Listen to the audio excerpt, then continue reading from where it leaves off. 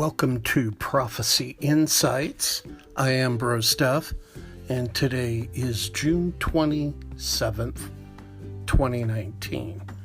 And today I want to talk about, on this podcast, about Iran and the situation between the Iranian moves in the Middle East and the counter moves that the U.S. has made. On June 20th, Iran shot down a U.S. reconnaissance drone. And I'm just going to give these to you in order as they have happened. And then again, Iranian-backed terrorists in Yemen fire missiles at Saudi Arabia.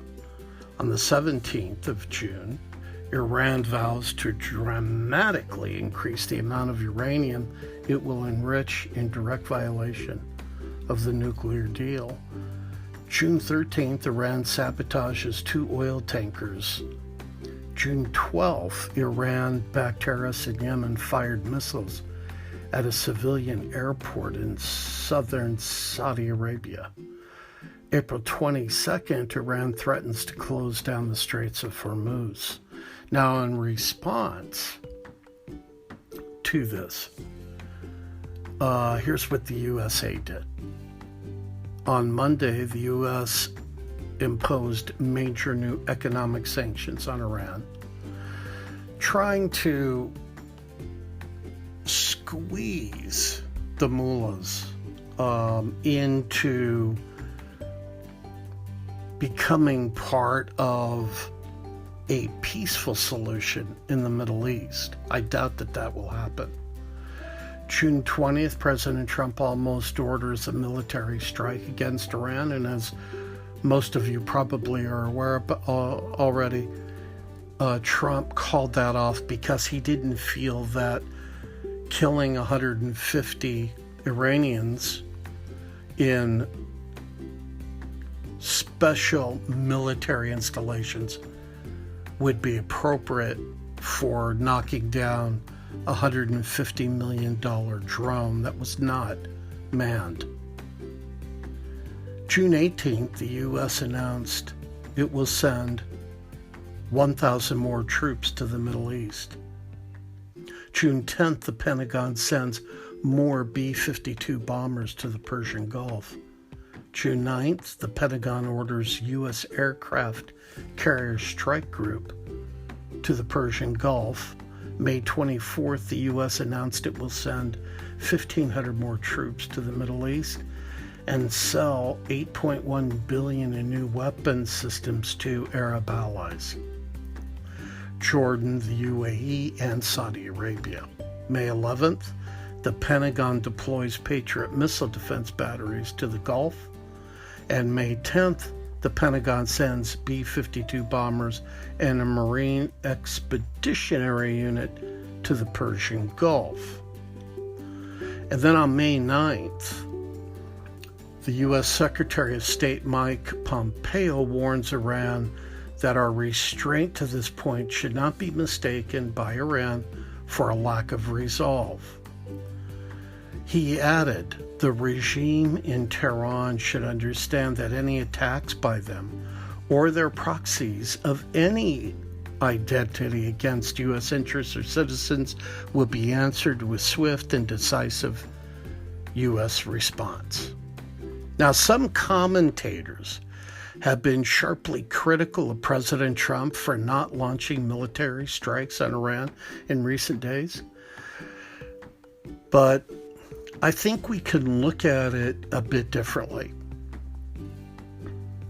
The problem with President Trump showing restraint, no one can say this president isn't being tough enough on Iran. The key is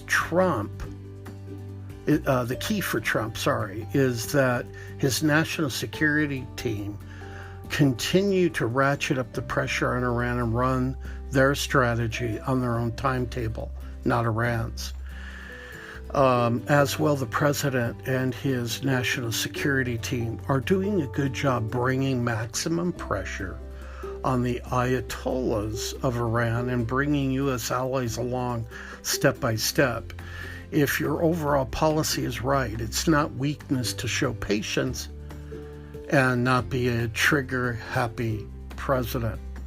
The current White House goal is this: to persuade the Iranian regime to give up its nuclear program, its long-range missile program, and its support for terrorism in the Middle East and around the world, and persuading European allies to join the U.S. in scrapping the nuclear deal and imposing crippling economic sanctions on Iran.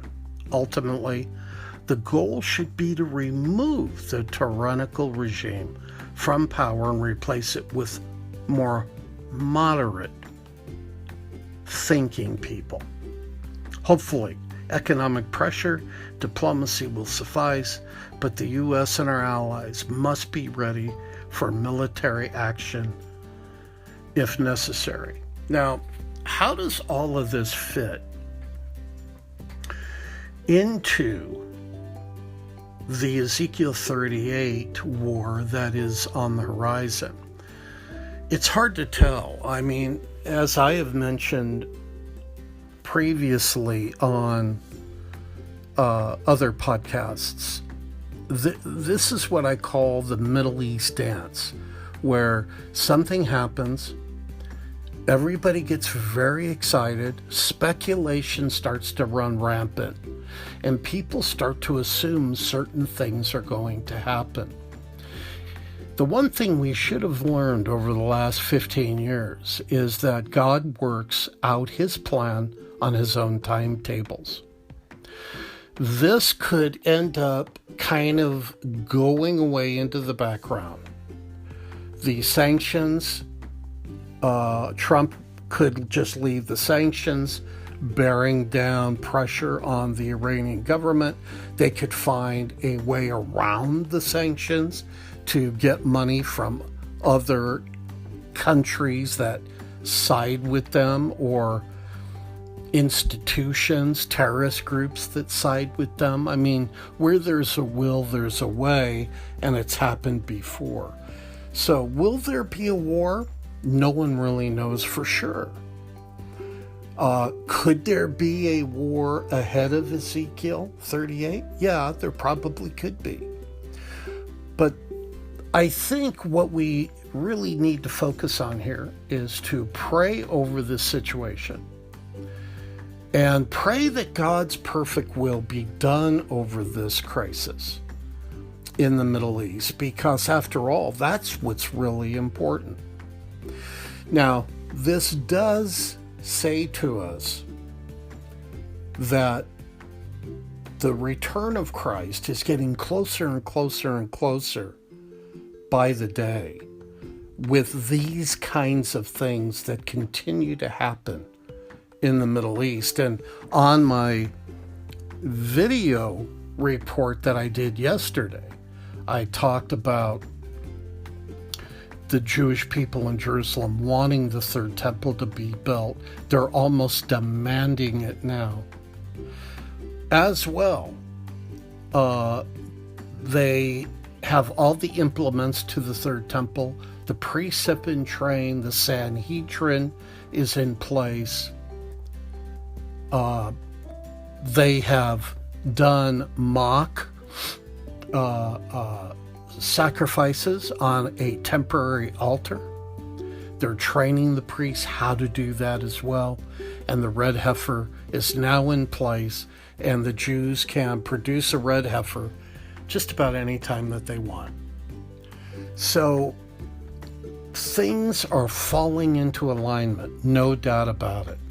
But we can't say that this skirmish in the Middle East is going to lead to war. We don't know that for certain. And we don't know what is in the future ahead of this problem. Now, is it possible that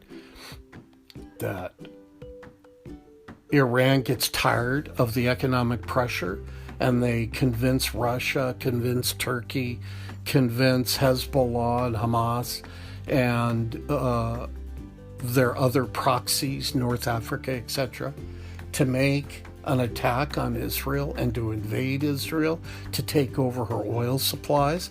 That's possible. It could happen. But is it going to happen anytime real soon? I don't know. But we do know for sure that today is the day for salvation, that we should be getting the message of Christ and Him crucified out to the world, because people who are not saved, who don't know the Lord, who are not born again, they need to receive Christ into their lives, and they need to do it right away, because that window is closing. We are drawing closer to that final 7-year period in human history that will end up at the end ushering in the return of Christ. We're getting closer and closer to that time.